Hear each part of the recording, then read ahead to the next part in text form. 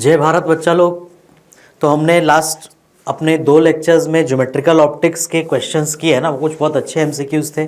और मैं तुम्हें चैलेंज के साथ बोल सकता हूँ कि जितने भी फॉर्मूले हमने यूज़ किए और जिस टाइप के क्वेश्चंस हमने किए है ना, उनके बाहर से कहीं भी कोई क्वेश्चन तुम्हें अपने एग्जाम में नहीं मिल सकता। क्लियर। अभी हम लोग थोड़ा सा आगे बढ़ते हैं और अब हम आज से वेव ऑप्टिक्स स्टार्ट करेंगे। तुम्हारे वेव ऑप्टिक्स के भी 2 लेक्चर होंगे जैसे ज्योमेट्रिकल ऑप्टिक्स के हुए।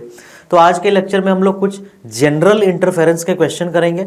जनरल इंटरफेरेंस मतलब सिर्फ पाथ डिफरेंस पे बेस्ड है ना, और साथ साथ में कुछ वाईडीएससी के क्वेश्चन करेंगे। फिर नेक्स्ट लेक्चर में हम लोग डिफ्रैक्शन और पोलराइजेशन भी कवर करेंगे। क्लियर। तो आओ आगे बढ़ते हैं आज, है ना। द डिस्टेंस बिटवीन, तो हम लोग सबसे पहले जो फर्स्ट क्वेश्चन है हमारा, ये बिल्कुल एक बेसिक लेवल का क्वेश्चन है, direct formula based. The distance between 2 slits in a Young's double slit experiment is 3 millimetre, है ना। 2 स्लिट्स के बीच का डिस्टेंस कितना है? 3 मिलीमीटर है। क्लियर। मतलब स्मॉल डी की जो वैल्यू है that is 3 millimetre. Clear. The distance of the screen from the slits is 1 metre, है ना। तो कैपिटल डी कितना है? 1 मीटर है। माइक्रोवेव्स ऑफ वेवलेंथ 1 मिलीमीटर, मतलब वेवलेंथ कितना है? 1 मिलीमीटर, है ना। Incident on plane of the slits normally. The distance of the first maximum, हमें सेंटीमीटर में आंसर चाहिए ना, दिस इज इंपॉर्टेंट। तो अगर तुम्हें इंटीजर टाइप क्वेश्चन आता है अगर, या फिर तुम्हें एग्जैक्ट वैल्यू लिखने वाला जो आंसर होता है ना, उसमें तुम्हें देखना पड़ेगा ध्यान से कि किस यूनिट में आंसर मांगा है। तो ये एक इंपॉर्टेंट पॉइंट है क्वेश्चन का। First maxima on the screen from the centre, मतलब फर्स्ट मैक्सिमा सेंट्रल से कितनी दूर पे बना है। तो हमें मालूम है कि फर्स्ट मैक्सिमा कहाँ बनता है? y equal to lambda D by D पे। तो y equal to lambda into capital D by D करोगे तो तुम्हें अपना फर्स्ट मैक्सिमा मिलेगा। किसका? इन मीटर्स मिलेगा। तुम्हें इसे सेंटीमीटर में कन्वर्ट करना पड़ेगा, है ना। ये फर्स्ट मैक्सिमा का लोकेशन होता है ना, centre of the first maxima. ठीक है। तो लैम्डा डी बाई डी, तो ये लैम्डा डी बाई डी जो होगा तुम्हारा, दिस विल बी, लैम्डा की वैल्यू हो जाएगी तुम्हारी 1 इंटू 10 का पावर -3, कैपिटल डी हो जाएगा 1 और स्मॉल डी हो जाएगा 3 इंटू 10 का पावर -3, है ना। तो 1 इंटू 10 का पावर -3 इंटू 1 बाई 3 इंटू 10 का पावर -3, तो ये 1/3 मतलब 0.33 मीटर्स, मतलब ये कितना आएगा तुम्हारा? 33 सेंटीमीटर्स अप्रोक्सीमेटली, है ना। 0.33 मीटर्स मतलब 33 सेंटीमीटर्स। क्लियर सभी को ये? तो ये तुम्हारा आंसर हो जाएगा। नेक्स्ट क्वेश्चन में चलते हैं, आ जाओ। यहाँ पे वो तुम्हें क्या कह रहा है कि हमारे पास ये फिर से 2 स्लिट्स हैं ना। स्लिट्स कहाँ पर हैं इस डायग्राम में मैं तुम्हें लेबल करके बताता हूँ। इसमें एक स्लिट इस पॉइंट पर है और दूसरा स्लिट इस पॉइंट पर है ना। और ये जो तुम्हारा स्ट्रेट लाइन है उसमें तुमने ये 2 स्लिट बनाए हैं। क्लियर। और ये दोनों स्लिट हैं, इनके बीच का डिस्टेंस स्मॉल डी है। और क्वेश्चन में डेटा क्या दिया हुआ है कि 2 कोहेरेंट सोर्सेज है S1 and S2 vibrating in same phase. Clear. तो मान लो तुमने ये 2 स्लिट के को 2 सोर्स की तरह रखा है। ठीक है। A B is a wire lying symmetrically at a far distance from the sources. ये एक वायर है। क्लियर। जो कि फार डिस्टेंस पर रखा है, मतलब capital D is very large. ठीक है। अब वो लैम्डा बाई डी की वैल्यू उसने तुम्हें दे दी 10 का पावर -3 और उसने एंगल BOA बताया, मतलब दिस एंगल, है ना। ये एंगल उसने बताया 0.12 degrees, very small angle. How many bright spots will be seen on the wire including A and B। तो A से लेके B तक में कितने ब्राइट स्पॉट्स अपने को दिखाई देंगे, ये वो तुमसे पूछ रहा है। ठीक है। तो अभी देखो अपने को क्या मालूम है, हमें कुछ इंपॉर्टेंट डेटा पता है ना। ये इसने हमें एंगल दिया है ना, y की वैल्यू नहीं दी, क्वेश्चन एंगल के टर्म्स में है। तो जब क्वेश्चन एंगल के टर्म्स में होता है ना, तो बताओ क्या हमें पता है कि मैक्सिमा का कंडीशन क्या है? d sin theta is equal to n lambda. लेकिन उसमें थीटा कौन सा थीटा होता है ना, इस d sin थीटा में थीटा कौन सा थीटा है? अगर मैं यहाँ से एक बिल्कुल स्ट्रेट लाइन ज्वाइन करूँ तो d sin थीटा का जो थीटा होता है वो ये थीटा होता है, बोलो, है ना। वो ये थीटा होता है ना, है ना। सेंट्रल मैक्सिमा से कितना एंगल बना हुआ है, ये सेंटर वाली लाइन है, उससे जो एंगल बनता है वो उस फॉर्मूला में आता है। क्लियर। तो यहाँ पे अगर मैं इस फॉर्मूले को यूज़ करूँ, है ना, d sin theta equal to n lambda, मतलब पॉइंट यहाँ से लेके यहाँ तक में ऐसे कितने मैक्सिमा आएंगे। मान लो अगर मैं वहाँ से कैलकुलेट करना चाहता हूँ, मुझे थीटा की वैल्यू मालूम है। ये तो मुझे पता ही है कि A पे तो मैक्सिमा आना है कि नहीं आना है, बताओ। A पे मैक्सिमा आएगा, मिनिमा आएगा, क्या आएगा? करके देखते हैं d sin theta. Clear. d sin theta करके देखते हैं वो वैल्यू कितनी आ रही है। अब देखो ध्यान से, अपने को क्या मालूम है, D sine theta is equal to N lambda है, तो डी इंटू साइन ऑफ, बताओ ये 0.12 डिग्री पूरा एंगल था, तो ये थीटा कितना हो जाएगा 0.06 डिग्रीज, तो ये हो जाएगा sine of 0.06 degrees is equal to N lambda. Clear. तो अगर मैं यहाँ पे वैल्यू डालूँ, अब तुम ध्यान से देखो, क्या मैं साइन 0.06 डिग्री को सिर्फ थीटा लिख सकता हूँ डायरेक्ट, है ना, साइन थीटा को सिर्फ थीटा, लेकिन किस में कन्वर्ट करके, रेडियन में। तो ये क्या हो जाएगा d इंटू, है ना, 0.06 डिग्रीज कितने रेडियन हो जाएंगे, तो तुम्हें उसे रेडियन में कन्वर्ट करने के लिए पाई बाई 180 से मल्टीप्लाई करना पड़ेगा। तो ये हो जाएगा 0.06 into pi by 180 is equal to N lambda. ठीक है, तो इसका मतलब अगर अब मैं यहाँ पे n की वैल्यू निकाल सकता हूँ, क्यों, क्योंकि लैम्डा बाई डी की वैल्यू क्वेश्चन में गिवन है ना, तो n की वैल्यू कितनी हो जाएगी, तुम अगर ध्यान से देखो n की वैल्यू हो जाएगी n इज इक्वल टू, है ना, इधर तो मैं लाऊंगा तो d बाई लैम्डा हो जाएगा, तो d बाई लैम्डा 10 का पावर +3 हो जाएगा, है ना। तो इसको मैं कैसे लिख सकता हूँ, 0.06 इंटू पाई इंटू 10 का पावर +3 डिवाइडेड बाई 180, है ना, डी बाई लैम्डा 10 का पावर +3 हो जाएगा ना। तो अगर तुम अभी इसको सॉल्व करोगे तो देखो ये 10 का पावर 3 से मल्टीप्लाई होकर कितना टाइम्स आएगा, ये वैल्यू 60 हो जाएगी, और ये जो तुम्हारा 60 आया और ये तुम्हारा 10 का पावर +3 आया ना, तो ये 0.06 पाई बाई 180, तो अगर मैं यहाँ पे लाऊंगा तो ये 60 पाई बाई 180 हो जाएगा, है ना, 60 पाई बाई 180। अब मुझे बताओ 60 पाई कितना होगा, 60 पाई अप्रॉक्सीमेटली इक्वल टू 180 होगा ना, मतलब 1 जो होगा तुम्हारा यहाँ पे अप्रॉक्सीमेटली इक्वल टू 1 आएगा। समझ आया, इसका मतलब इतने थीटा में एक मैक्सिमा आ रहा है ना, इतने थीटा में कितना मैक्सिमा आ रहा है, एक, क्योंकि n की वैल्यू अप्रॉक्सीमेटली 1 आएगी जब तुम इस क्वेश्चन को कैलकुलेशन को कंप्लीट करोगे।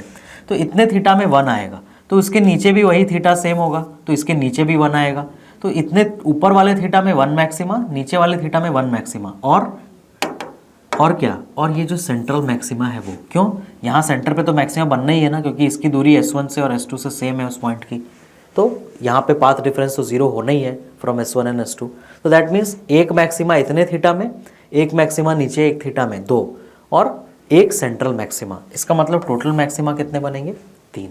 क्लियर। आ जाओ नेक्स्ट क्वेश्चन पे।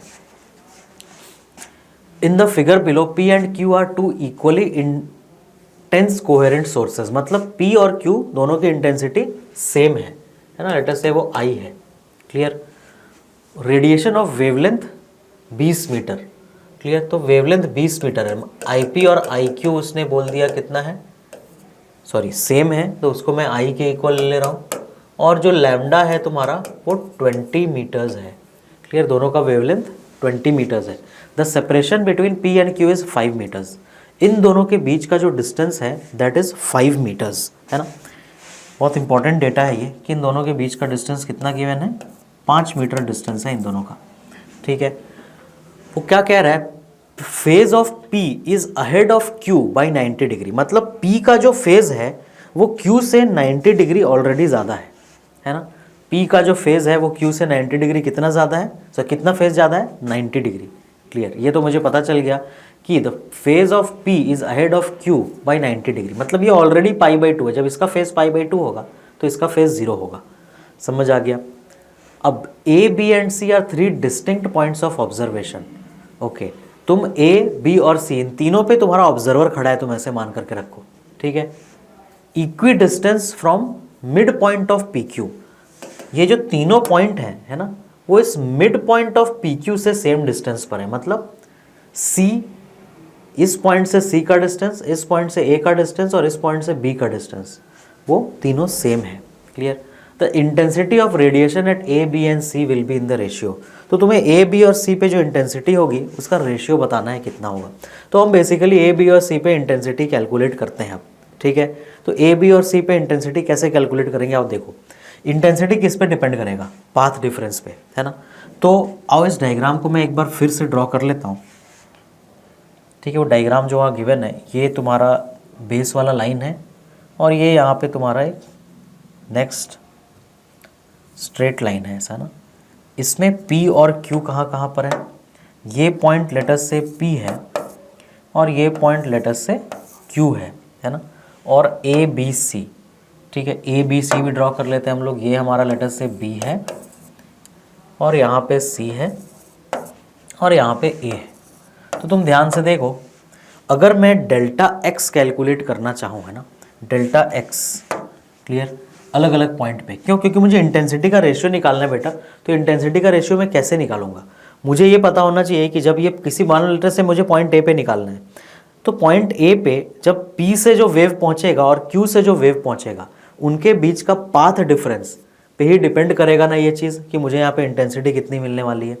क्लियर? तो उस पाथ डिफरेंस से मैं क्या करूँगा? मैं फेज डिफरेंस निकालूंगा और उस फेज डिफरेंस को फिर मैं अपने फॉर्मूले में डालूंगा। कौन सा फॉर्मूला?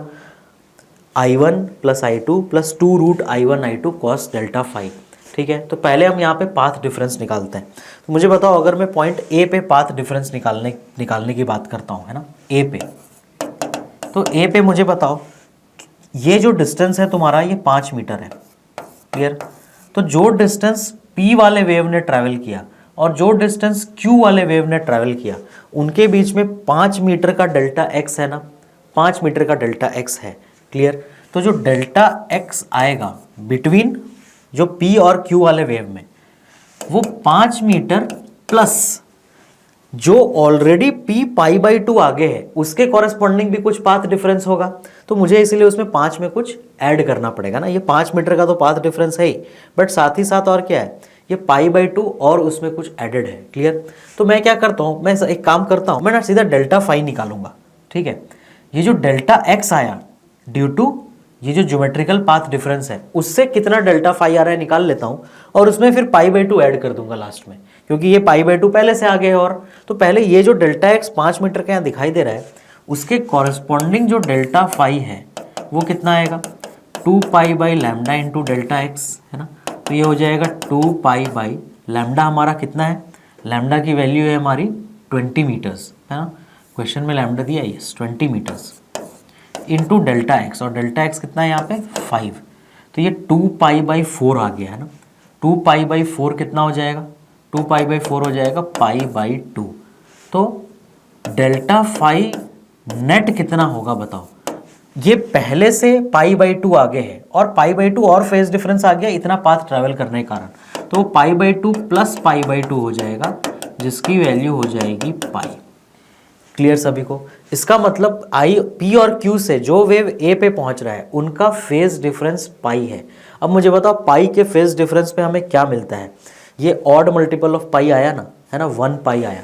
तो दैट मीन्स तुम्हें A पे मिनिमा मिलेगा, और क्योंकि I1 I2 सेम है, इसीलिए A पे जो तुम्हें I नेट मिलने वाला है वो 0 मिलने वाला है ना। तुम पाई की वैल्यू वहाँ डाल के भी देख सकते हो, I1 plus I2 plus 2 root I1 I2 cos delta phi formula होता है ना, उसमें पाई की वैल्यू डालो, तुम्हें आंसर आई नेट कितना मिलने वाला है? 0। क्यों? या तुम डायरेक्ट भी बता सकते हो कि जो फेज डिफरेंस है वो पाई का ऑड मल्टीपल है ना। तो इसीलिए मुझे वहाँ पे क्या मिलने वाला है? मिनिमा। और 0 ही क्यों होगा? क्योंकि I1 और I2 सेम है इसीलिए। क्लियर सभी को? अब पॉइंट बी पे क्या होगा, ध्यान से देखो, है ना। मुझे बताओ, पॉइंट बी पे डेल्टा एक्स तो 0 है ना। अगर मैं पॉइंट बी की बात करूँ, लेटर से मैं यहाँ पे पॉइंट बी का कैलकुलेशन कर रहा हूँ, पॉइंट बी पे ऐसे जो तुम्हारा डेल्टा एक्स आ रहा है वो 0 आ रहा है। इसका मतलब उसके कॉरेस्पॉन्डिंग जो डेल्टा फाई आएगा वो भी 0 आएगा, लेकिन जो डेल्टा फाई नेट आएगा फिर बताओ, क्योंकि ये तो पाई बाई 2 आगे है, तो वो पाई बाई 2 आएगा। क्लियर? तो पॉइंट बी पे जो इंटेंसिटी आएगी वो हम कैसे कैलकुलेट करेंगे बताओ? पॉइंट बी पे जो इंटेंसिटी आएगा अपने को मालूम है वो कितना होता है बताओ? जो आई नेट आता है उसका जनरल फॉर्मूला क्या है? 4I0 cos square delta phi by 2, है ना। तो ये कितना हो जाएगा? 4I0 cos square delta phi by 2। तो बताओ डेल्टा फाई कितना है? Pi by 2। तो पाई बाई 2 कितना हो जाएगा? Pi by 4। Cos square pi by 4, है ना। कॉस स्क्वायर पाई बाई 4 कितना आएगा? 1/√2 का स्क्वायर हाफ, मतलब 2I0। दैट मीन्स यहाँ पे जो तुम्हारी इंटेंसिटी है वो 2I0 आ गई। आई नेट कितना आ गया? 2I0। तो अब तुम ध्यान से देखो, एट दिस पॉइंट क्वेश्चन पूरा कंप्लीट करने के पहले शायद मुझे ऑप्शंस देखने चाहिए। अभी तुम देखो, ए बी और सी पे उसने पूछा है, तो ये 0 आ रहा है और ये 2 आ रहा है ना। ए पे इंटेंसिटी 0 आई है और बी पे 2 आई है ना। ये A B and C are 3 distinct point of observation, each equidistance from midpoint of P Q. The intensities of radiation at A, B and C. हमने ए, बी और सी बिल्कुल सही पॉइंट पे लिया है, तो ये तुम्हारा 0 आ गया और नेक्स्ट वाला तुम्हारा 2 आया। बट अभी 4I0 cos square delta phi by 2 है ना, तो जो डेल्टा फाई नेट है एट पॉइंट बी है ना, ये डेल्टा एक्स 0 हो गया। बट ये पाई बाई 2 ऑलरेडी आगे था है ना फेज से, तो अगर ये पाई बाई 2 ऑलरेडी आगे था तो मुझे अपना नेट इंटेंसिटी उस पॉइंट पे कितना मिलना चाहिए, तो ये 4I0 cos square delta phi by 2। तो ये जो डेल्टा फाई बाई 2 अपने को वैल्यू मिली, ये अपने को देखना है कि ये 0 आएगा क्या। बताओ यहाँ पे अगर मैं पाई डाल दूँ, देखो इसी पाई को मैं यहाँ पे डाल रहा हूँ, ठीक है। मैं अब आई नेट का फॉर्मूला यूज़ कर रहा हूँ, ध्यान से देखो, सेम पाई को मैं यहाँ पे डाल रहा हूँ, तो ये पाई by 2 cos square pi by 2 0, तो आई नेट यहाँ पे कितना आ गया, ए पे 0 आ गया। क्लियर। अब तुम ध्यान से देखो, ये वैल्यू 2I0 आई है, तो पहला नंबर 0 किस में है, पहला नंबर 0 इसमें है और इसमें है। बट अभी भी हम दोनों मतलब एक कोई पर्टिकुलर ऑप्शन नहीं बोल सकते। अगर किसी सिर्फ एक में पहला नंबर 0 होता ना तो हम टिक मार देते, मतलब अभी अपने को और कैलकुलेशन करने की ज़रूरत है। अब हम पॉइंट सी का कैलकुलेशन करेंगे। क्लियर। पॉइंट सी का कैलकुलेशन कैसे करेंगे, अब सेम तरीके से, ठीक है। पॉइंट सी पे बताओ, जब तुम इधर आओगे ना तो क्यू का जो पाथ होगा है ना, वो कितना ट्रैवल कर चुका होगा ऑलरेडी, वो 5 मीटर ज़्यादा ट्रैवल किया होगा, ठीक है। तो जो डेल्टा एक्स आएगा सी पे है ना, अब मैं यहाँ पे सी की बात कर रहा हूँ, एट सी पे जो डेल्टा एक्स की वैल्यू आएगी वो कितनी आएगी, सेम तरीके से तुम 2 pi by lambda into delta x कितना हो जाएगा, पाई बाई 2 हो जाएगा वो है ना। सी पे वैल्यू कितनी हो जाएगी, पाई बाई 2। क्लियर। डेल्टा एक्स की वैल्यू हो जाएगी, सॉरी डेल्टा फाई की वैल्यू हो जाएगी है ना, सेम जस्ट मैं स्टेप लिख रहा हूँ, 2 pi by lambda into delta x. तो डेल्टा एक्स की वैल्यू कितनी है यहाँ पे 5 और ये कितना है 20, तो ये वैल्यू फिर से कितना आएगा, पाई बाई 2। इसका मतलब जब यहाँ पे वेव पहुँचेगा, कौन किससे पाई बाई 2 आगे होगा, क्यू आगे होगा ना। क्यों, क्योंकि क्यू ने क्या किया है, क्यू ने ज़्यादा डिस्टेंस ट्रैवल किया है। क्लियर। तो क्यू का जो फेज होगा सी पे वो पी से पाई बाई 2 ज़्यादा होगा। क्लियर। क्यू का फेज सी पे पी से पाई बाई 2 ज़्यादा होगा, लेकिन पी तो ऑलरेडी पाई बाई 2 आगे था ना, तो लेट अस से पी यहाँ पे जब पहुँचा है, मान लो उसका फेज पाई है, तो क्यू जब पहुँचेगा तो पाई प्लस पाई बाई 2 पे पहुँचेगा इस वाले फॉर्मूले से, लेकिन P ऑलरेडी पाई बाई 2 आगे था ना, तो P का फेज एक्चुअल फेज तो पाई प्लस पाई बाई 2 रहा होगा ना। मतलब जो Q ने यहाँ से यहाँ तक आने में एक्स्ट्रा पाई बाई 2 का फेज डिफरेंस लिया, उसकी कोई वैल्यू नहीं रहेगी। क्यों, क्योंकि P ऑलरेडी पाई बाई 2 आगे था।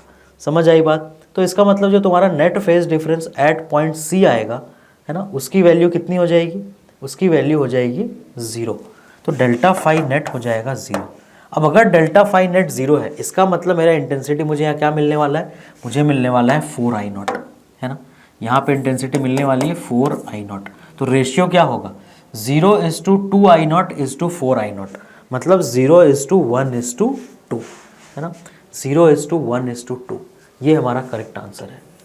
क्लियर। 0:2I0:4I0 करोगे तो 0:1:2 तुम्हें अपना आंसर मिलेगा।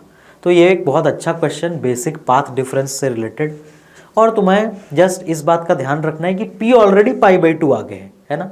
तो जब मैंने पॉइंट A का फेज डिफरेंस निकाला तो मैंने उसमें पाई बाई 2 और ऐड किया। क्यों, क्योंकि P का फेज यहाँ ज़्यादा है। अब सिमिलरली जब तुम पॉइंट Q C पे आओगे तो Q पाई बाई 2 ज़्यादा लेके वहाँ पहुँचा, बट P पहले से पाई बाई 2 आगे था, तो इसलिए नेट फेज डिफरेंस वहाँ पे क्या हो जाएगा, 0 है ना, पाई by 2 minus pi by 2। Clear सभी को। तो ये अपना सॉल्यूशन हो गया फॉर दिस क्वेश्चन। नेक्स्ट एक और इंटरफेरेंस, जनरल इंटरफेरेंस का अच्छा क्वेश्चन। इस क्वेश्चन में वो क्या कह रहा है देखो है ना, स्क्रीन पॉज करके सब लोग अपना अपना क्वेश्चन ट्राई कर लो है ना। सबसे पहले तो बेसिक क्वेश्चन है ये, फिर मैं स्टार्ट करता हूँ। तुम ध्यान से देखो, ये S1 S2 दो सोर्सेज हैं। क्लियर। इसमें जब तुम्हारा ऑब्जर्वर इस पॉइंट L पर है ना, directly in front of S2, मतलब बिल्कुल इससे स्ट्रेट लाइन पे, तो उसे एक मिनिमा सुनाई देता है ना। The intensity is at a minimum when he is at a 2 metre from S2। इसका मतलब जब वो यहाँ पर है तो उसे क्या सुनाई दे रहा है, उसे मिनिमा सुनाई दे रहा है। तो आओ उस मिनिमा का कैलकुलेशन करते हैं। अभी तुम ध्यान से देखो, अगर उसे वहाँ मिनिमा सुनाई दे रहा है तो S1 से जो वेव आ रहा होगा है ना, S1 से जो वेव आ रहा होगा उसने इतना पाथ ट्रैवल किया होगा। इतना पाथ मतलब कितना पाथ है ना, वो कितना होगा ये path, under root of 2 square plus 1.5 का स्क्वायर होगा ना, मतलब 4 प्लस 2.25 6.25 का स्क्वायर रूट, जो कि 2.5 आएगा। तो S1 का जो x होगा वो 2.5 होगा और S2 का होगा वो 2 होगा। इसका मतलब L पे जो डेल्टा x मिला है ना, जो डेल्टा x की वैल्यू L पे मिली है वो 0.5 मीटर, और क्वेश्चन में बोला कि ये मिनिमा है, दैट मीन्स इट इज λ/2। तो इससे तुम्हें लैम्डा की वैल्यू मिल गई 1 मीटर। क्लियर, ये हमने क्वेश्चन निकाला अब, है ना। फिर वो क्या कह रहा है क्वेश्चन में कि ये जो ऑब्जर्वर है वो एक ऐसे कर्व पे चल रहा है, मतलब वो इस 2 मीटर को अपना रेडियस बना के ना सर्कुलर मोशन कर रहा होगा जरूर, तभी तो उसका S2 से हमेशा डिस्टेंस क्या रह रहा है, सेम।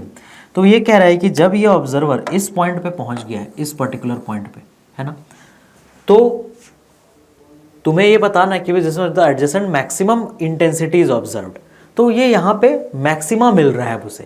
क्लियर, तो उस पॉइंट पे अब उसे मैक्सिमा मिल रहा है ना। तो अब तुम्हें ये बताना है कि इस डी का वैल्यू कितना होगा अगर उसे यहाँ मैक्सिमा मिल रहा है तो अब मुझे बताओ, अगर उसे वहाँ मैक्सिमा मिल रहा है, मान लो मैं इस पॉइंट को बोल देता हूँ m। क्लियर, इसका मतलब जो डेल्टा x एट m है ना, डेल्टा x एट m है, क्या वो लैम्डा होगा, क्योंकि यहाँ पे मैंने λ/2 ले लिया, तो उसका एडजेसेंट वाला फिर 1 लैम्डा पे मैक्सिमम मिलेगा ना, है ना। एडजेसेंट वर्ड यहाँ पे यूज़ किया गया है, मतलब उसके जस्ट बाद वाला। तो डेल्टा x m पे कितना होगा, लैम्डा होगा। तो m पे डेल्टा x कितना बताओ, S2 ने 2 मीटर ट्रैवल किया है, S1 ने d ट्रैवल किया है, मतलब d माइनस 2 डेल्टा x होगा, जो किस और इक्वल टू लैम्डा। तो d की वैल्यू कितनी, 3 मीटर्स। आंसर। शानदार क्वेश्चन, बिल्कुल basic concept of path difference पे, है ना। नेक्स्ट आ जाओ, इंटरफेरेंस पैटर्न इज ऑब्जर्व। सब लोग देखो क्या क्वेश्चन में बोला गया है ध्यान से, और फिर इस क्वेश्चन को सॉल्व करो, एक स्टेप का सोल्यूशन है इसका, है ना। देखो आ जाओ, अब पॉइंट P पे क्या मिल रहा है, तो वैल्यू ऑफ L, है ना, ये जो लेंथ है ये L है। क्लियर, ये लेंथ L है ना। इनफैक्ट क्वेश्चन में उसे 2L दिया है, यहाँ से लेके यहाँ तक 2L है। तो तुम्हें बताना है कि P पे अगर मैक्सिमा आ रहा है तो उस L की वैल्यू कितनी है। तो मेरे को बताओ, अगर P पे मैक्सिमा आ रहा है, इसका मतलब क्या है कि जो वेव S से डायरेक्टली पहुंचा, है ना, जो वेव S से डायरेक्टली पहुंच रहा है और जो वेव यहाँ रिफ्लेक्ट होकर के आ रहा है, ये दोनों को यहाँ पे मिल करके कैसा पाथ डिफरेंस क्रिएट करना होगा या कैसा फेज डिफरेंस क्रिएट करना होगा ताकि यहाँ पे मैक्सिमा आए, है ना। पाथ डिफरेंस कैसा होना चाहिए, पाथ डिफरेंस होना चाहिए n लैम्डा के बराबर। क्लियर, तो अब अगर ये यहाँ पे पहुँच रहा है और उसे n लैम्डा का पाथ डिफरेंस चाहिए, तो हम सबसे पहले काम करते हैं, हम पाथ डिफरेंस कैलकुलेट करते हैं। ठीक है, तो पॉइंट P पे ये तो 2L हो गया, अब बाकी का रास्ता कितना है ना, बाकी का रास्ता कितना है वो हम कैलकुलेट करते हैं। आ जाओ, अगर मैं यहाँ पे एक ऐसा परपेंडिकुलर ड्रॉ कर दूँ, ठीक है, तो ध्यान से देखो ये एंगल 30 डिग्री है, तो ये भी 30 डिग्री होगा, है ना। अब ये 30 है ना, अगर तुमने इधर से परपेंडिकुलर ड्रॉप किया तो अभी तुम्हें मालूम है कि इस पर्टिकुलर एंगल की वैल्यू अगर 30 है तो ये वाले की एंगल का वैल्यू भी कितना आ रहा है, 30 आ रहा है ना। और ये बिल्कुल हॉरिजॉन्टली स्ट्रेट है, ये भी स्ट्रेट है, ये भी स्ट्रेट है। तो इससे तुम क्या कैलकुलेट कर सकते हो कि ये वाला एंगल भी अपना क्या होगा, 30 डिग्री ही होगा। क्लियर, वो पर्टिकुलर एंगल भी 30 होगा और ये जो पर्टिकुलर एंगल है वो भी 30 होगा। बट अपने को उतना कैलकुलेशन की ज़रूरत नहीं है, हमें यहाँ पे जो हमने ऑल्टीट्यूड खींचा ये 2 पार्ट में से डिवाइड कर रहा है, तो इतना लेंथ कितना है, ये L है और ये एंगल 30 है। तो मुझे बताओ S से लेके अगर मैं यहाँ पे एक पॉइंट M ले रहा हूँ, क्या S M का जो डिस्टेंस होगा वो L sec 30 हो जाएगा, है ना, L sec 30, that means L into 2/√3, मतलब 2L/√3। क्लियर, और वही किसके इक्वल हो जाएगा, MP के। तो जो X ट्रैवल कर रहा है SMP वाला पाथ, है ना, जो वेव तुम्हारा ये पूरा ये लंबा पाथ लेके आ रहा है वो कितना X ट्रैवल कर रहा है, वो ट्रैवल कर रहा है SMP कितना है total, 2L/√3 plus 2L/√3। Clear, इतना पाथ इसने ट्रैवल किया ना, 2L/√3 प्लस 2L/√3। लेकिन जब यहाँ रिफ्लेक्शन हुआ होगा क्या उसमें λ/2 का पाथ डिफरेंस और ऐड हुआ होगा, यस। तो इसमें और एक λ/2 ऐड हुआ होगा। समझ आया सभी को ये चीज़? यहाँ पे एक λ/2 और ऐड हुआ होगा। तुम इस क्वेश्चन को इस अप्रोच से भी कर सकते हो कि इस टोटल x में λ/2 ऐड कर दो, या फिर तुम क्या कर सकते हो कि जो मैक्सिमा का कंडीशन यहाँ पे होता था ना, उसकी जगह पे वो मिनिमा का कंडीशन हो जाएगा, है ना। अगर यहाँ पे तुम इसको l को ऐसे ही छोड़ दो, इसको 2l/√3 + 2l/√3 छोड़ दो, और जब p पे जब तुम delta x is equal to लिखो ना, तो n लैम्डा ना लिख के 2n-1/2 लैम्डा लिखो। समझ आया? तो भी तुम्हें डायरेक्ट आंसर सेम मिलेगा। बट हम बेसिक तरीके से जा रहे हैं, मैं टोटल पाथ ले रहा हूँ, इधर तक 2l/√3 2l/√3, और उसमें λ/2 मैंने क्यों ऐड किया? क्योंकि यहाँ रिफ्लेक्शन हुआ है, और रिफ्लेक्शन से एक फेज डिफरेंस आता है, उसके कारण λ/2 ना, पाई का फेज डिफरेंस या फिर λ/2 का पाथ डिफरेंस हम ऐड करते हैं। और s से p जो डायरेक्ट पहुंच रहा है उसका x कितना है? वो डायरेक्टली 2l है। तो अब डेल्टा x यहाँ पे हम इजीली निकाल सकते हैं ना। डेल्टा x की वैल्यू कितनी आ जाएगी? डेल्टा x आ जाएगा इन दोनों का सब्ट्रैक्शन, है ना। कितना? 4l/√3 प्लस λ/2 माइनस 2l, और ये क्या होना चाहिए? ये n लैम्डा के इक्वल होना चाहिए। क्लियर? अब यहाँ से तुम l का वैल्यू सॉल्व कर लो, तुम्हें अपना आंसर मिल जाएगा। क्लियर? तो इस कैलकुलेशन को कंप्लीट करो, तुम अपने आंसर तक पहुँच जाओगे। तो ये delta x is equal to n lambda होना चाहिए। सिर्फ तुम्हें यहाँ क्या याद रखना है? तुम्हें थोड़ी सी ज्योमेट्री आनी चाहिए, है ना, ये दोनों को लेंथ निकालने के लिए, और दूसरा कि जब रिफ्लेक्शन हो रहा है तो एक λ/2 का पाथ डिफरेंस ऐड होता है। आ जाओ नेक्स्ट क्वेश्चन में। अ रे लाइट ऑफ इंटेंसिटी आई, देखो ये इंटरफेरेंस थ्रू थिन फिल्म्स का डायग्राम है, ये देख के ही मालूम पड़ रहा है। क्वेश्चन देखो, स्क्रीन पॉज करके ट्राई करो, है ना। आ जाओ, क्या कह रहा है कि जितनी बार भी रिफ्लेक्शन होता है 25% जो तुम्हारा लाइट है वो क्या हो जा रहा है? वो रिफ्लेक्ट हो रहा है, बाकी 75% रिफ्रैक्ट हो रहा होगा। अगर 25% रिफ्लेक्ट हो रहा है तो बाकी के 75% रिफ्रैक्ट हो रहे होंगे ना। किसी भी वेव की किस्मत में 3 चीज़ें हैं, रिफ्लेक्ट होना, रिफ्रैक्ट होना या फिर एब्जॉर्ब होना। तो यहाँ पे एब्जॉर्प्शन 0 मान के हम लोग चलते हैं, ठीक है। तो अभी अगर मेरे को इसे सॉल्व करना है तो तुम ध्यान से देखो मैं कैसे करूँगा ना। अगर मेरी इंटेंसिटी आई है, क्या इंटेंसिटी इधर से कितनी आई है? आई, तो रिफ्रैक्ट कितनी हो जाएगी? 3/4i। क्यों? क्योंकि रिफ्लेक्ट कितना हुआ है? रिफ्लेक्ट हुआ है 25%, मतलब i/4। अब ये 3i/4 जब यहाँ पहुँचेगा तो ये फिर रिफ्लेक्ट होगा, तो 3i/4 का सिर्फ 25% रिफ्लेक्ट होगा, तो 25% 3i/4 का कितना हो जाएगा? 3i/16। क्लियर? क्योंकि 25% है ना, तो इसका 25% कितना होगा रिफ्लेक्ट होकर के ना, ये इधर से आ रहा था, अब ये रिफ्लेक्ट होकर जाएगा तो 1/4 हो जाएगा ना 3i/16। फिर यहाँ पे क्या होगा? फिर कुछ रिफ्रैक्शन होगा, कितना? इसका 75%, तो इसका 75% रिफ्लेक्ट, क्योंकि रिफ्लेक्ट 35 हो गया ना, इधर रिफ्लेक्ट हो गया, इधर कितना आएगा? 3i/64, है ना, ये वाला 3i/64 होगा, बट मुझे उसकी जरूरत नहीं है क्योंकि इंटरफेरेंस इन दोनों का होना है। तो 3i/16 का 3/4 कितना होगा बताओ? 75% रिफ्रैक्ट होगा, तो 3i/16 इंटू 3/4 9i/64, है ना, तो ये हो जाएगा 9i/64। तो अब इन दोनों का इंटरफेरेंस होना है वहाँ पे, है ना, इन दोनों का इंटरफेरेंस होना है, और वो आई मैक्स टू आई मिन का रेशियो पूछ रहा है। क्लियर? तो आई मैक्स टू आई मिन का रेशियो हम कैसे निकालेंगे? सिंपली ये इंटरफेरेंस थ्रू थिन फिल्म्स है, तो मुझे बताओ इन दोनों के बीच में, है ना, जो आई मैक्स आएगा और जो आई मिन आएगा, ठीक है। अभी तुम्हें इंटरफेरेंस टू थिन फिल्म्स का के डिस्कस करने की ज़रूरत भी नहीं है, ये i/4 है और ये 9i/64 है, तुम्हें दोनों i1 i2 की वैल्यू मिल गई। तो तुम्हें ये बताना है कि जब इन दोनों का इंटरफेरेंस होगा तो आई मैक्स और आई मिन क्या होगा। तो मुझे बताओ क्या हमें आई मैक्स और आई मिन का रेशियो का फॉर्मूला पता है?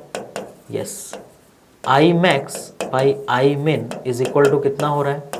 √i1 प्लस √i2 का whole square divided by √i1 minus √i2 का होल स्क्वायर। क्या हम i1 i2 यही दोनों हैं, तो इनकी वैल्यू डालेंगे, अपने को अपना आंसर मिल जाएगा। क्लियर सभी को ये चीज़? तो √i1 प्लस √i2 का होल स्क्वायर और √i1 माइनस √i2 का होल स्क्वायर करेंगे, हमें अपना आंसर मिल जाएगा। तो इस कैलकुलेशन को कंप्लीट करो और अपना आंसर कैलकुलेट कर लो। आ जाओ करते हैं इस कैलकुलेशन को, है ना। √i1 कितना आएगा? √i/2, है ना, ये √i1 हो जाएगा √i/2 क्योंकि i/4 का रूट, और ये कितना हो जाएगा? 3√i/8, है ना, ये हो जाएगा 3√i/8 और divided by i1 minus i2, है ना। तो यहाँ पे मैं इसको पहले लिख रहा हूँ क्योंकि ये मैग्नीट्यूड नहीं, ये मैग्नीट्यूड नहीं है, यही बढ़ाने वाला है ना, और ये हो जाएगा √i/2 माइनस 3√i/8। तो दोनों तरफ से तुम्हारा √i ऊपर नीचे से कैंसिल हो जाएगा, half plus 3/8 by half minus 3/8, उसका रेशियो निकालो, तुम्हें अपना आंसर मिल जाएगा। क्लियर, √i ऊपर नीचे दोनों से कैंसिल हो जाएगा ना, बचा है क्या, half plus 3/8 by half minus 3/8। तो just complete the calculation. Next आ जाओ, a Young's double slit YDSC का क्वेश्चन आ गया, आप देखो ना, यंग्स डबल स्लिट एक्सपेरिमेंट में क्वेश्चन देखो, स्क्रीन पॉज करो, ट्राई करो, बहुत इजी क्वेश्चन है ये ना। Is performed using monochromatic light of wavelength lambda, ठीक है, monochromatic wavelength of light lambda, intensity of light at a point on the screen where path difference is lambda is k units. तो मुझे बताओ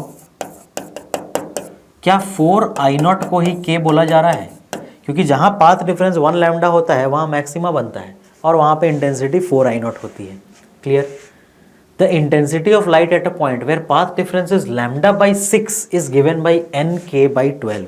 तो तुम्हें n की value बतानी है, तो जहां पाथ डिफरेंस λ/6 होगा वहां इंटेंसिटी कितनी होगी, तो मुझे बताओ डेल्टा फाई कितना होगा λ/6 के कॉरिस्पॉन्डिंग, 2π/λ इंटू λ/6। तो लैम्डा लैम्डा कैंसिल, 2π/6 मतलब π/3। तो इंटेंसिटी निकाल लेते हैं वहाँ पे, I = 4I0 into cos square delta phi. तो ये डेल्टा फाई है, /2 करोगे तो कितना आएगा, π/6। तो ये वैल्यू कितनी हो जाएगी, 4I0 कॉस π/6 कितना होता है, कॉस 30 डिग्री, √3/2। √3/2 को स्क्वायर करूँगा मैं तो आएगा 3/4, है ना, π/6 ये हमारा आ गया, तो π/3/2 तो 3/4, तो 4 cancel, 3I0, that means 3I0 आ गया। क्लियर, तो 4I0 की वैल्यू k थी और nk/12 को 3I0 बोला जा रहा है ना, इसी चीज़ को तो nk/12 कह रहा है ना, जहाँ पे λ/6 का पाथ डिफरेंस है वहाँ पे nk/12 इंटेंसिटी है। तो मैं एक काम करता हूँ, मैं यहाँ से I0 की वैल्यू निकाल लेता हूँ, वो हो जाएगा k/4, है ना। तो इसको अगर मैं लिखूँगा, इसी को क्या बोला जा रहा है, nk/12। तो अब मैं इसे सॉल्व करता हूँ, I0 की वैल्यू क्या डाल दूँगा, k की वैल्यू हो जाएगी I0/4। अपने को आंसर n के टर्म्स में चाहिए ना, तो k = हो जाएगा 4I0। कोई नहीं, मैं k = 4I0 ही लिख देता हूँ डायरेक्ट, है ना, वहाँ पे k की वैल्यू है अपने पास, k = मैं क्या लिख दूँगा, 4I0। तो ये हो गया तुम्हारा 3I0 = n इंटू 4I0/12। तो इससे हमें n की वैल्यू मिल गई है ना, I0 ने I0 को कैंसिल किया, n की वैल्यू हो गई ये 1 और ये 3, n की वैल्यू आई 9। क्लियर सभी को ये चीज़, है ना, 4/12, 1/3, 3 × 3 9, तो 9 तुम्हारा आंसर हो गया। इंटीजर टाइप का एक अच्छा क्वेश्चन है ना, इजी है बट फिर भी क्वेश्चन की क्वालिटी अच्छी है ना। और नेक्स्ट क्वेश्चन में चलते हैं, YDSC। In a certain experiment, a certain point on the screen path difference between two interfering waves is 1/8 of wavelength। Clear, वो क्या कह रहा है कि किसी एक पर्टिकुलर पॉइंट पे delta x is 1/8 of wavelength. इसका मतलब डेल्टा फाई कितना होगा, 2π/λ इंटू λ/8। तो लैम्डा लैम्डा कैंसिल, 2π/8 मतलब π/4। The ratio of intensity of light at that point to at the centre of bright fringe, मतलब इस पॉइंट पे जो इंटेंसिटी है डिवाइडेड बाई 4I0, क्योंकि सेंटर ऑफ ब्राइट फ्रिंज पे तो 4I0 होता है, बट इस पॉइंट पे इंटेंसिटी कितनी है, फिर से बिल्कुल सिंपल है क्वेश्चन, है ना। तो उस पॉइंट पे इंटेंसिटी अगर I है तो हम कैसे निकालते हैं, 4I0 cos square delta phi. तो इसको मैं क्या लिखूंगा, कॉस स्क्वायर डेल्टा फाई/2। तो मैं उसका रेशियो निकाल सकता हूँ ना, इंटरफेयरिंग वेव्स 1/8 ऑफ वेवलेंथ, तो λ/8 हो गया, और ये तुम्हारा डेल्टा फाई की वैल्यू हो गई 2π/λ इंटू डेल्टा एक्स। तो ये वैल्यू हो गई हमारी लैम्डा लैम्डा कैंसिल, 2π/8 मतलब π/4। तो 4I0 कॉस स्क्वायर डेल्टा फाई/2 अगर तुम करोगे तो तुम्हें क्या मिल जाएगा, तो तुम्हें मिल जाएगा वैल्यू I का। और तुमसे क्वेश्चन में जो रेशियो पूछा गया है ना, डेल्टा फाई तुमने यहाँ निकाल लिया, और क्वेश्चन में जो रेशियो पूछा गया वो क्या पूछा गया है, रेशियो तुमसे पूछा गया है I/I मैक्स, है ना। दैट मीन्स जो भी I की वैल्यू आएगी उसको तुम 4I0 से डिवाइड कर देना, तो तुम्हें अपना आंसर मिल जाएगा। क्लियर सभी को। I/4 I0 तुम्हारा आंसर होगा। और इन चारों में से कोई एक अप्रॉक्सीमेट आंसर तुम्हें बताना पड़ेगा। क्लियर सभी को ये चीज़? तो बेसिक क्वेश्चन है, एक बार तुम्हें डेल्टा फाई पता चल गया तो तुम उससे उस पॉइंट की इंटेंसिटी कैलकुलेट कर सकते हो, है ना। एक बार डेल्टा फाई पता चल गया तो उससे तुम उस पॉइंट की इंटेंसिटी, अब तुम बोलोगे सर यहाँ कॉस डेल्टा फाई बाई 2 करेंगे तब तो ये π/8 बन जाएगा, तो कैसे कैलकुलेट करेंगे सर π/8? क्या तुम π/8 कैलकुलेट करना नहीं जानते, है ना। एक जेई का स्टूडेंट के से मुझे शायद ये बात नहीं सुनने मिलनी चाहिए कि सर हम कॉस स्क्वायर π/8 कैसे कैलकुलेट करेंगे। समझ आई बात? तुम्हारे पास कई रास्ते हैं, है ना। तुम 22.5 डिग्रीज का अप्रॉक्सीमेट वैल्यू कैसे निकाल सकते हो, बहुत सारे रास्ते हैं तुम्हारे पास। एक रास्ता मैं बताता हूँ, कॉस स्क्वायर कॉस थीटा क्या होता है, 2 कॉस स्क्वायर थीटा बाई 2, है ना, -1। तो अगर तुम्हें वैल्यू चाहिए कॉस स्क्वायर थीटा बाई 2 की, तो ये चीज़ क्या हो जाएगा, 1 प्लस कॉस थीटा बाई 2। ये सबको फॉर्मूला रटा हुआ होता है ना। जेई के स्टूडेंट्स में कोई बोलने की बात ही नहीं है। तो अगर मुझे कॉस स्क्वायर ये π/8 चाहिए तो मैं यहाँ π/4 लिखूंगा, है ना। तो 1 प्लस कॉस π/4 मतलब 1/√2 डिवाइडेड बाई 2। तो तुम्हें इससे कॉस स्क्वायर π/8 की वैल्यू मिल जाएगी। क्लियर? फॉर्मूले में डालना और रेशियो निकालना, तुम्हारा आंसर आ जाएगा। क्लियर? और नेक्स्ट क्वेश्चन पे, YDSC, a Young's double slit experiment with slit separation 0.1 mm। ठीक है, क्वेश्चन सब तुम लोग स्क्रीन पॉज करके ट्राई कर लो खुद से, फिर देखना मैं जो सॉल्व कर रहा हूँ। One observes a bright fringe at an angle 1/40 radian. Okay, मतलब थीटा की वैल्यू 1/40 रेडियन पे उसे क्या मिला, ब्राइट फ्रिंज मिला। क्लियर? इसका मतलब d sine theta is equal to क्या होगा, using a light of wavelength λ1। Okay, मतलब कुछ उसने λ1 लाइट वेवलेंथ यूज़ किया तो ये n टाइम्स λ1 होगा। ओके, फिर उसने क्या बोला कि उसने फिर से एक दूसरा सेटअप लिया जिसमें वेवलेंथ λ2 लिया और उसे उसी पॉइंट पे सेम एंगल पे फिर से मैक्सिमा मिला। इसका मतलब उसने जब दूसरा लिया तो सेम एंगल पे उसे फिर से मैक्सिमा मिला, बट दोनों का जो मैक्सिमा का नंबर होगा वो अलग होगा। मान लेते हैं पहले वाले का n1 नंबर मैक्सिमा था और दूसरे वाले का n2 नंबर मैक्सिमा था। ये n1 n2 अलग होना ज़रूरी है ना, क्योंकि λ1 और λ2 अलग अलग है ना। तो मान लेते हैं पहले वाले का n1 नंबर मैक्सिमा था और दूसरे वाले का n2 नंबर मैक्सिमा था। तो अब वो तुमसे ये पूछ रहा है कि λ1 λ2 अगर विजिबल रेंज में है, मतलब 380 नैनोमीटर से 740 नैनोमीटर में, तो उनकी एक्चुअल वैल्यूज़ क्या है, ताकि तुम्हें उस सेम एंगल पे मैक्सिमम मिले। तो सबसे पहला तुम एक काम करो, तुम d साइन थीटा की वैल्यू निकाल लो। क्लियर? तुम सबसे पहले d साइन थीटा की वैल्यू निकालो। तो d कितना है, 0.1, मतलब 0.1 इंटू 10 का पावर -3। क्लियर? और थीटा इज़ 1/40 रेडियन, याद रखना ये ऑलरेडी रेडियन में, इसको दोबारा से कुछ कन्वर्ट करने की जरूरत नहीं है। तो d साइन थीटा को मैं क्या लिख सकता हूँ, साइन थीटा को अप्रॉक्सीमेटली इक्वल टू थीटा, तो इंटू 1/40। क्लियर? ये d साइन थीटा है, यही n1 λ1 के इक्वल है और यही n2 λ2 के इक्वल है। मैंने मान लिया कि उस पर्टिकुलर पॉइंट पे, है ना, कि उस पर्टिकुलर पॉइंट पे मुझे क्या क्या मिला है, मुझे λ1 का n1 नंबर मैक्सिमम मिला है और λ2 वेवलेंथ वाले का n2 नंबर मैक्सिमम मिला है। ठीक है, तो अब तुम ध्यान से देखो, मैं इसको क्या लिख सकता हूँ, ये तुम्हारा 0.1 मिलीमीटर है ना, 0.1 मिलीमीटर। तो ये नंबर तुम्हारा हो जाएगा 0.1/40। अगर मैं करूँगा 0.0 10 का पावर -4 1/40, है ना। तो 1/40 अगर मैं करता हूँ 0.025 10 का पावर -3, तो मुझे ये 2500 इंटू 10 का पावर -9 मिलेगा, मतलब इतने नैनोमीटर। तो मैंने इसको नैनोमीटर में क्यों कन्वर्ट कर लिया, मैंने नैनोमीटर में इसलिए कन्वर्ट कर लिया क्योंकि मेरे जो यहाँ पे 4 ऑप्शन है ना, वो सारा नैनोमीटर में है। अब तुम मुझे बताओ, अगर ये 2500 नैनोमीटर है ना, अगर ये 2500 नैनोमीटर है और ये n1 टाइम्स λ1 भी है और n2 टाइम्स λ2 भी, मतलब ये जो 2500 है वो λ1 का भी इंटीजर मल्टीपल होना चाहिए और λ2 का भी इंटीजर मल्टीपल होना चाहिए। तुम यहाँ पे ध्यान से देखो, ऐसा एक ही सेट ऑफ ऑप्शन है जिसमें कि ये 2500 दोनों का इंटीजर मल्टीपल आ रहा है। क्या 380 का इंटीजर मल्टीपल 2500 आ सकता है? नहीं आ सकता। क्या 400 का आ सकता है? नहीं आ सकता। तो ये तीनों ऑप्शन ऐसे ही खत्म हो गए, है ना। 625 इंटू 4 2500, 500 इंटू 5 2500, दैट मीन्स यही तुम्हारा करेक्ट आंसर है। λ1 का 4th मैक्सिमा होगा यहाँ पे, और इस लैम्डा 2 का 5th मैक्सिमा होगा। क्लियर? नेक्स्ट, यहाँ पे अब देखो क्या कह रहा है तुम्हें, क्वेश्चन को पॉज करके देख लेना, सिंपल सा क्वेश्चन है ये। वो तुमसे ये कह रहा है कि ये d है, ये 2d है, जो फर्स्ट मिनिमा है वो तुम्हें कहाँ मिला है, वो तुम्हें मिला है एट S1 के ठीक सामने, है ना।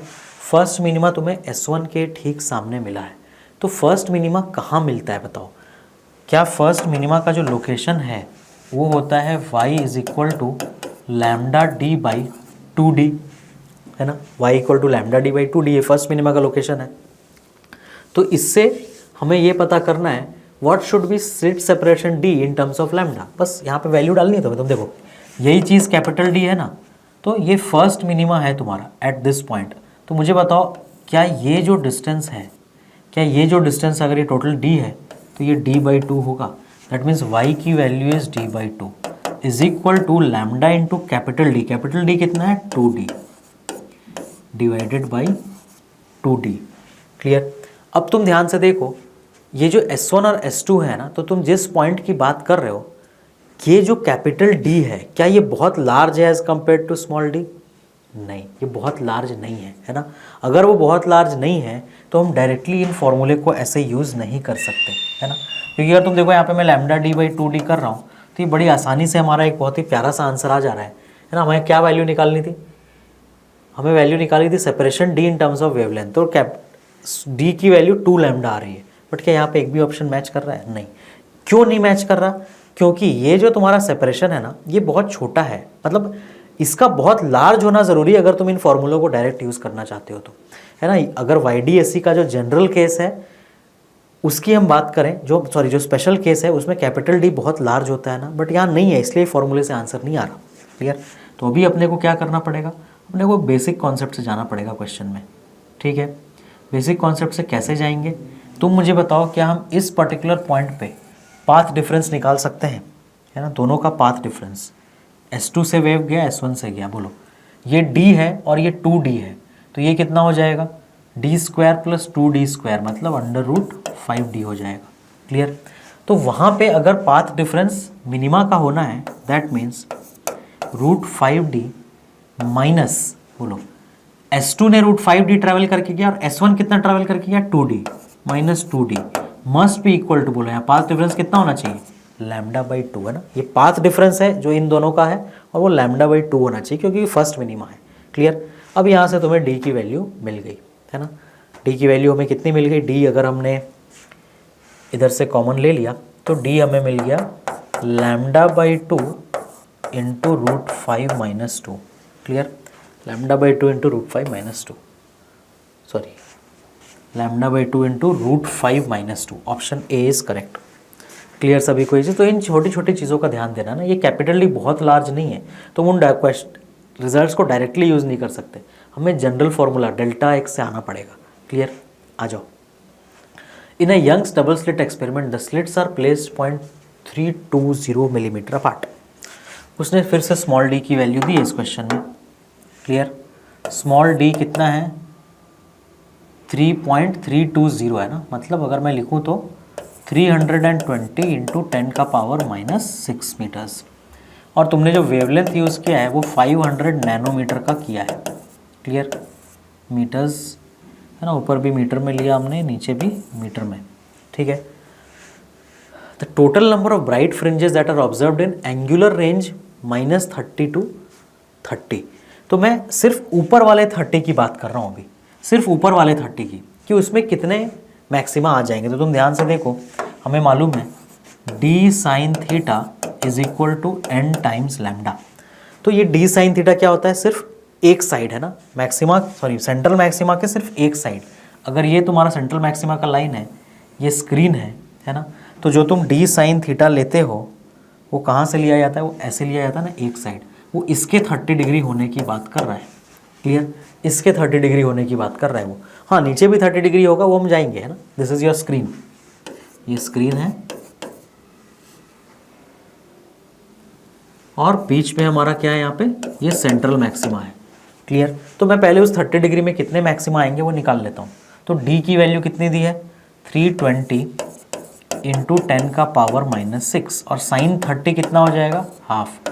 अब तुम थीटा को सिर्फ थीटा नहीं लोगे, क्यों, क्योंकि थीटा स्मॉल नहीं है ना, ये 30 डिग्री है, तो मैं साइन 30 की वैल्यू डाल रहा हूँ। Clear. Equal to n times lambda, n into lambda की वैल्यू कितनी हो गई, 500 इंटू 10 का पावर -9। तो यहाँ से जब तुम n की वैल्यू निकालोगे ना, तो ये वैल्यू आएगी 320, जब तुम ये कैलकुलेशन कंप्लीट करोगे तो। क्लियर। वैल्यू कितनी आ जाएगी, 320। तो अब तुम देखो, इतनी दूर में 320 मैक्सिमा, और ये नीचे भी कितने, 320 मैक्सिमा, और बीच में एक सेंट्रल मैक्सिमा, मतलब 641 मैक्सिमा बनेंगे टोटल। क्लियर सभी को। और next question, Young's double slit experiment with light of wavelength lambda, separation in distance of screen D such that, हाँ मतलब ये तुम्हारा YDSE जो एक्चुअल होता है उसी की बात है। कैपिटल डी बहुत लार्ज है, मतलब अपने सारे फॉर्मूले यूज कर सकते हैं, है ना, फर्स्ट मैक्सिमा के पोजीशन, फर्स्ट मिनिमा का पोजीशन, सब। If fringe width is beta, मतलब बीटा की वैल्यू उसने दे दी लैम्डा, है ना, लैम्डा d/d जो था वो उसने बीटा के बराबर बता दिया।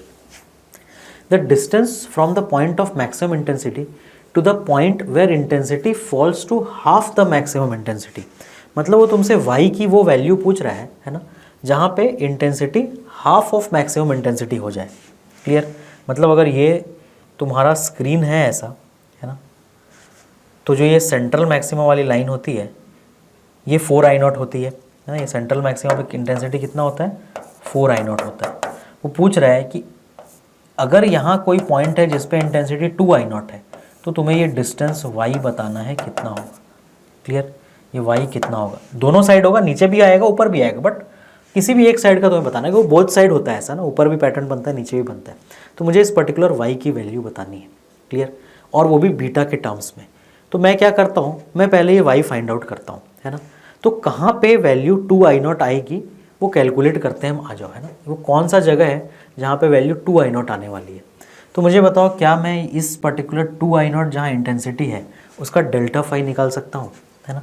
तो डेल्टा फाई कैसे निकालूंगा मैं, जो इंटेंसिटी होता है वो होता है 4I0 cos square delta phi by 2। तो ये कितना है, ये 2I0 है, तो 2I0 is equal to 4I0 cos square delta phi by 2। तुम देखो यहाँ पे ये हाफ आ गया वैल्यू, और cos square delta phi by 2 half आया, मतलब कॉस डेल्टा फाई बाई 2 1/√2 आया, मतलब डेल्टा फाई बाई 2 इज π/4, या फिर डेल्टा फाई कितना हो गया, π/2। मतलब ये एक ऐसा पॉइंट है जहाँ डेल्टा फाई की वैल्यू π/2 है। क्लियर।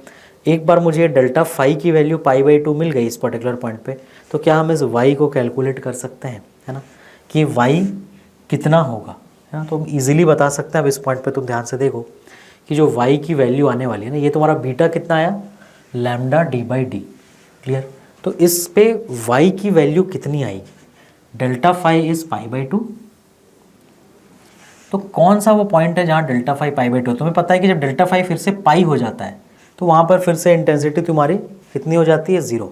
फिर जब डेल्टा फाई 2π हो जाता है तो वहाँ पे इंटेंसिटी कितनी हो जाती है, वहाँ पे जो इंटेंसिटी हो जाती है फिर से 4I0 हो जाती है। बट मुझे यहाँ क्या फाइंड आउट करना है, मुझे ये फाइंड आउट करना है कि कितने ऊपर जाके इंटेंसिटी 2I0 हो रही है। तो मैंने उस पर्टिकुलर पॉइंट का डेल्टा फाई कैलकुलेट कर लिया है ना। तो डेल्टा फाई से हम इस y को कैसे निकालेंगे ये अभी अपने को पता करना है। ठीक है। तो तुम ध्यान से देखो, है ना, y इज इक्वल टू, हमें क्या पता है, y का जो तुम्हारा फॉर्मूला होता है dy/d, है ना। डेल्टा x क्या होता है, dy/d। क्लियर। डेल्टा फाई π/2 आ गया, और डेल्टा x होता है dy/d, डेल्टा x होता है dy/d।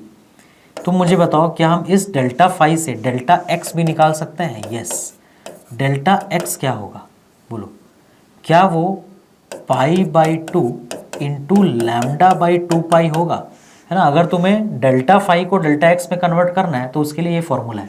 जैसे डेल्टा x को डेल्टा फाई में कन्वर्ट करना है तो 2π/λ से मल्टीप्लाई करते हैं, उस तरह डेल्टा x को डेल्टा फाई में कन्वर्ट करना है तो λ/2π से मल्टीप्लाई करते हैं। तो ये पाई और पाई कैंसिल हो गया, वैल्यू आई λ/4।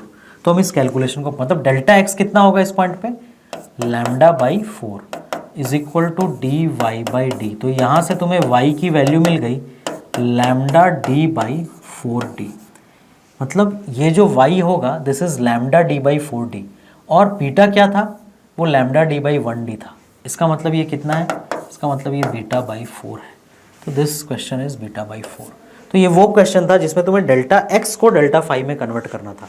इसके पहले हमने जितने भी एग्जाम्पल किए उसमें हमने डेल्टा x को डेल्टा फाई में कन्वर्ट किया है। क्लियर? बट ये बहुत काम का फॉर्मूला है ना दिस। नेक्स्ट आ जाओ, इस क्वेश्चन को अच्छे से समझो है ना, वो क्या कह रहा है। यहाँ पे हमारे पास ना टोटल 3 सेटअप हैं।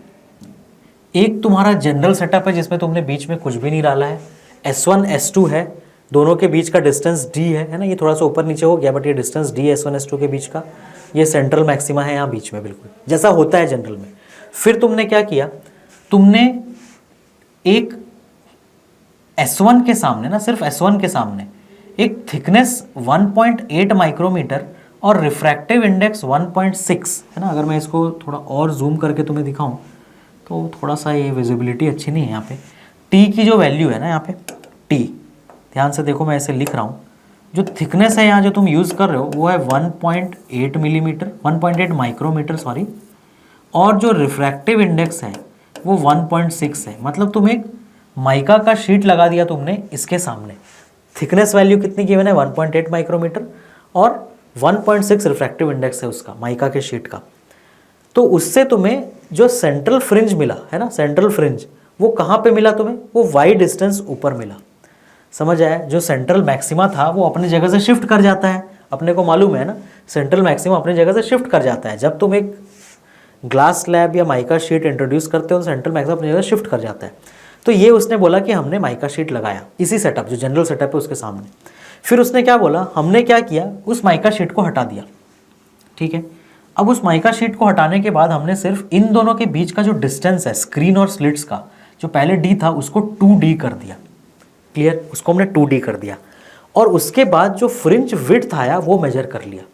समझ आया? ऊपर क्या मेजर किया उसने कि सेंट्रल मैक्सिमा कहाँ बना, y पे, और नीचे क्या मेजर किया उसने, फ्रिंज विड्थ। और उसने क्या देखा कि जो y है वो जो नीचे यहाँ जो y आ रहा है वो इसके फ्रिंज विड्थ के इक्वल आ रहा है ना।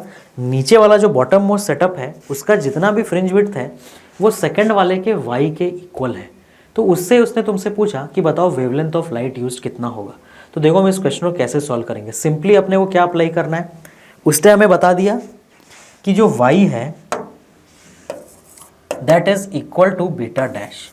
अब ये y कितना होता है ये अपने को मालूम है, बोलो कितने से शिफ्ट करता है अपना सेंट्रल मैक्सिमा, इतने से शिफ्ट करता है ना। अगर तुम एक शीट लगाते हो जिसका रिफ्रैक्टिव इंडेक्स म्यू और थिकनेस t है तो ये शिफ्ट इन सेंट्रल मैक्सिमा होता है, is equal to beta dash. और बीटा डैश कितना होगा बताओ, लैम्डा इंटू, अब कैपिटल D की वैल्यू कितनी हो गई 2d डिवाइडेड बाई t है ना। बीटा डैश इतना हो ना lambda d by D, but capital D की वैल्यू 2d है। इस इक्वेशन में अगर तुम ध्यान से देखो हमें लैम्डा की वैल्यू निकालनी है और वो इजीली निकल आएगा। क्यों? क्योंकि ये d और d cancel, small d cancel. तो तुम्हें यहाँ लैम्डा की वैल्यू दिखाई दे रही है, कितनी होगी mu minus 1 into T divided by 2। और क्वेश्चन में म्यू की वैल्यू भी गिवन है 1.6 और थिकनेस गिवन है 1.8 माइक्रोमीटर, मतलब 10 का पावर माइनस 6 मीटर। तो तुम म्यू और टी की वैल्यू डालोगे यहाँ, तुम्हें इजीली अपना आंसर मिल जाएगा। क्लियर? तो उसने 3 सेटअप थे यहाँ पे ना, तुम्हें दूसरे और तीसरे सेटअप को उसने कंपेयर करने के लिए बोला। ठीक है, दूसरे सेटअप में जो सेंट्रल मैक्सिमा का नया पोजीशन है जिसको हम शिफ्ट इन सेंट्रल मैक्सिमा भी बोलते हैं, वो तीसरे वाले सेटअप के फ्रिंज विड्थ के बराबर है, ऐसा उसने लिखा था। तो हमने इक्वेशन बनाया, आंसर निकाल दिया। नेक्स्ट, इसे भी इस प्रॉज करके ट्राई कर लो, फिर हम आगे बढ़ते हैं। In a Young's double slit experiment one of the slit is wider than the other so that amplitude of light from one slit is double of the other slit. मतलब अगर मैं a1 बाई a2 करूँ तो ये 2/1 है। Clear? इसका मतलब i1 by i2 कितना हो जाएगा बताओ, क्या ये 4/1 हो जाएगा? यस, i1 बाई i2 कितना हो जाएगा, इंटेंसिटी इज एम्पलीट्यूड का स्क्वायर, तो ये 4/1 हो जाएगा। अब वो क्या कह रहा है, if im be the maximum intensity ठीक है। अगर इन दोनों का मैक्सिमम इंटेंसिटी IM है, जब ये दोनों मिल रहे हैं, क्लियर, तो तुम्हें ये बताना है कि रिजल्टेंट इंटेंसिटी कितना होगा जब ये दोनों फेज डिफरेंस फाई पे मिलेंगे, तो है ना। दो वेव्स हैं, मान लेते हैं I1 की वैल्यू हो गई 4I और I2 की वैल्यू हो गई I। तब ये दोनों फाई के फेज डिफरेंस पे मिलेंगे, है ना। जब ये दोनों फाई के फेज डिफरेंस पे मिलेंगे तो उस वक्त टोटल जो तुम्हारा इंटेंसिटी है वो कितना होगा, ये अपने को बताना है, क्लियर। तो सबसे पहले हम एक काम करते हैं, हम अपना जो IM है वो कितना आएगा वो कैलकुलेट कर लेते हैं, है ना। IM की वैल्यू कितनी आएगी, तो तुम ध्यान से देखो, मैक्सिमम I क्या होता है, √I1 प्लस √I2 का होल स्क्वायर। तो √I1 कितना है, 2√I, है ना, और √I2 क्या होगा, सिर्फ √I, इसका होल स्क्वायर कर दो, तो ये वैल्यू कितनी आएगी, 3√I का होल स्क्वायर मतलब 9I, क्लियर। तो जो इंटेंसिटी तुमने I मांगी है ना, वो IM जो तुमने I माना था, तो जो मैक्सिमम इंटेंसिटी आ रही है वो कितनी आ रही है, वो 9I आ रही है, क्लियर सभी को।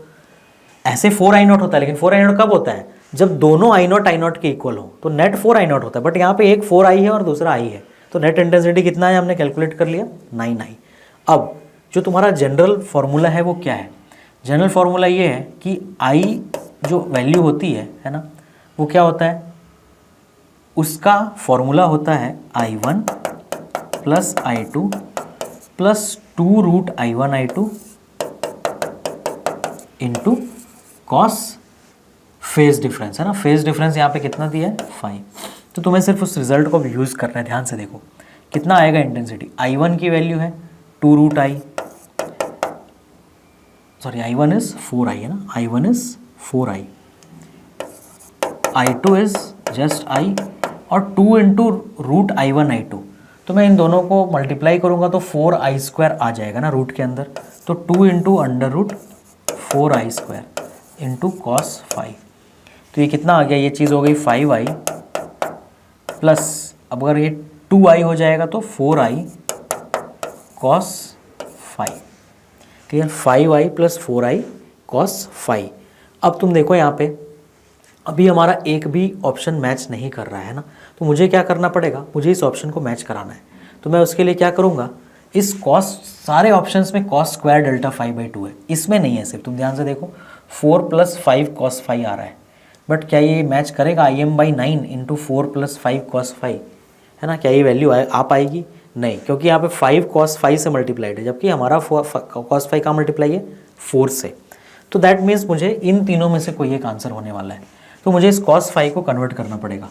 बोलो cos 5 को मैं क्या लिख सकता हूँ, 2 cos स्क्वायर 5/2 -1 लिख सकता हूँ ना। तो मैं उसे यहाँ पे वैल्यू पुट करूँगा, कितना आया 5I plus 4I into 2 cos square 5/2 -1, तो ये हो गया तुम्हारा 5I, ये 4I इंटू 1 कितना हो गया -4I, और plus 4I into 2 cos square 5/2 कितना हो गया 8I cos स्क्वायर 5/2। तो 5I माइनस 4I कितना हो गया I, तो I plus 8I cos square 5/2। अब तुम ध्यान से देखो, ये जो I है क्या ये IM/9 होगा, क्योंकि यही IM है ना, that means IM/9 is equal to I। तो इस I को मैं IM/9 ले रहा हूँ, और ये दोनों में से कॉमन आ जाएगा I, तो ब्रैकेट में क्या बचेगा 1 + 8 cos स्क्वायर 5/2। क्या हमारा ऑप्शन मैच कर गया, है ना, IM/9 1 + 8 cos square 5/2, yes, option D. तो ये हमारा आंसर हो गया इस क्वेश्चन का। तो इसमें तुम्हें जस्ट थोड़ा सा मैथमेटिकल कैलकुलेशन था और इससे अपने को आंसर तक पहुंचना था। आ जाओ नेक्स्ट क्वेश्चन में। In a Young's double slit experiment, interference experiment, the slit widths are in the ratio 1:25। Width का रेशियो, जो विड्थ का रेशियो होता है ये डायरेक्टली प्रोपोर्शनल टू इंटेंसिटी का रेशियो होता है। जब भी क्वेश्चन में विड्थ का रेशियो दिया हो स्लिट विड्थ, तुम समझ जाओ वो इंटेंसिटी का रेशियो दे रहा है। That means intensity ratio is 1/25। That means अगर तुम्हारा I1 I है तो जो I2 है वो क्या होगा, वो 25I होगा। तो वो तुमसे पूछ रहा है ratio of intensity at maxima and minima, मतलब वो तुमसे I max by I min का रेशियो पूछ रहा है, और I max the ratio of intensity the maxima and minima in the interference pattern is, तो आई मैक्स बाई आई मिन अगर मैं निकालूंगा, तुम ध्यान से देखो यही दो ऑप्शन है जो हो सकते हैं, क्योंकि बाकी में मिनिमा का ऑप्शन ज़्यादा बता रहा है, ये 25 और यहाँ पे 5, मतलब इन दोनों में से कोई एक है, बट हमें कैलकुलेशन पूरा करना ही पड़ेगा ना। तो √I1 प्लस √I2 का होल स्क्वायर है ना, divided by √I1 minus √I2 का whole square is equal to, बोलो √I1 क्या होगा √I और √I2 क्या होगा 5√I, तो √I प्लस 5√I 6√I का होल स्क्वायर, तो 6√I का होल स्क्वायर क्या होगा 36I डिवाइडेड बाई, अब I माइनस √5I क्या होगा √4√I, तो 4√I का होल स्क्वायर करेंगे तो 16I, तो I कैंसिल, 36/16 मीन्स 9/4, तो हमारा आंसर हो गया 9/4। क्लियर। तो आज हमने जनरल इंटरफेरेंस और YDA से रिलेटेड कुछ अच्छे क्वेश्चंस किए। नेक्स्ट लेक्चर में हम थोड़े और YDAC और पोलराइजेशन और डिफ्रैक्शन के लेक्चर के क्वेश्चंस के साथ भी कंटिन्यू करेंगे। तो मिलते हैं नेक्स्ट लेक्चर में। जय भारत। और शानदार लेक्चर्स के लिए आप हमारे चैनल को YouTube पे सब्सक्राइब कर सकते हैं, गूगल प्ले से डाउनलोड कर सकते हैं, या फिर हमारा वेबसाइट advaitachievers.com पे विजिट कर सकते हैं। हमारे YouTube चैनल का नाम है अद्वैत अचीवर्स और हमारे गूगल प्ले ऐप का भी नाम है अद्वैत अचीवर्स। विद्यार्थी देवो भव। जय भारत।